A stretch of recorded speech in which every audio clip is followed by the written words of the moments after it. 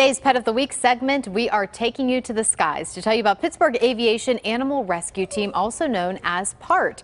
The team flies and drives across the country to rescue dogs in danger and bring them to safety. So far, PAART volunteers have saved more than 5,000 dogs, 300 cats, and 65 sea turtles. And coming up this summer, there's a party where you can help keep their mission of no dog left behind going.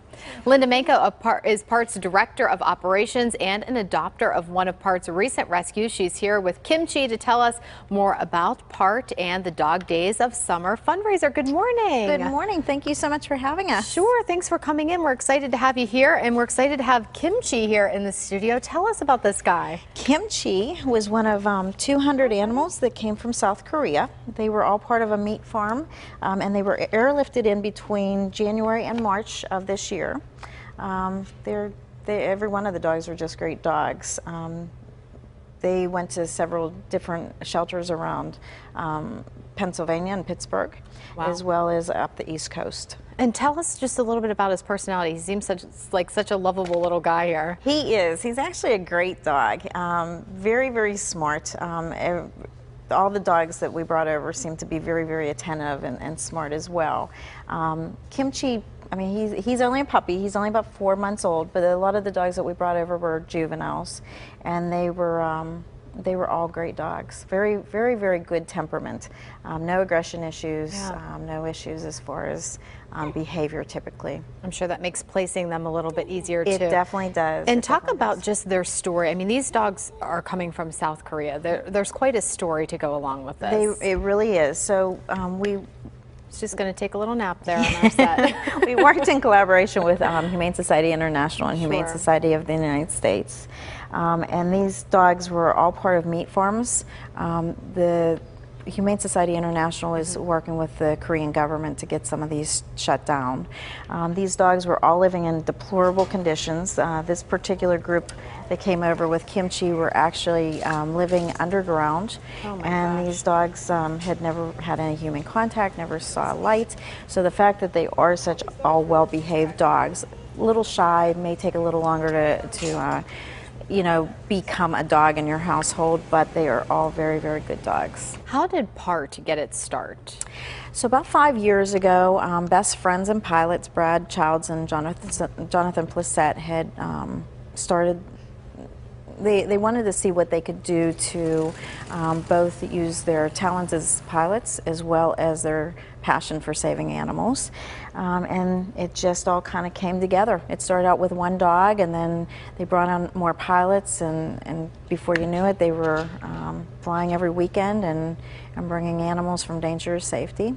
And what would happen to these dogs if it weren't for an organization like PAART? I mean, a lot of them would not make it. They would not. So in addition to working with the groups from Korea and Puerto Rico, we work in the United States primarily. These dogs are all coming from shelters where they're about to be euthanized because of space.